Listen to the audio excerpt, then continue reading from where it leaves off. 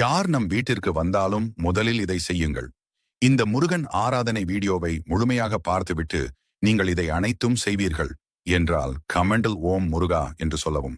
யார் நமது வீட்டிற்கு வந்தாலும் முதலில் அவர்களுக்கு தண்ணீர் கொடுக்க மறக்காதீர்கள். இதனை செய்வதால் கோடி நன்மைகள் நம் குடும்பத்துக்கு கிடைக்கும். இதற்கான காரணம் என்னவென்றால், உலகில் தண்ணீர் இல்லாமல் எந்த உயிரும் வாழ முடியாது. இதை நாம் முன்னோர்கள் ஆரம்பத்திலிருந்து கடைபிடித்த விஷயங்களில் ஒன்றுதான்.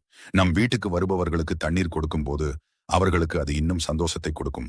இதே ஒருவர் கோபமாக நம் வீட்டிற்கு வரும்போது அவர்களுக்கு தண்ணீர் கொடுத்தால் அவர்களின் சில கோபத்தை அந்த தண்ணீர் அளிப்பதால் குறைத்துவிடும்.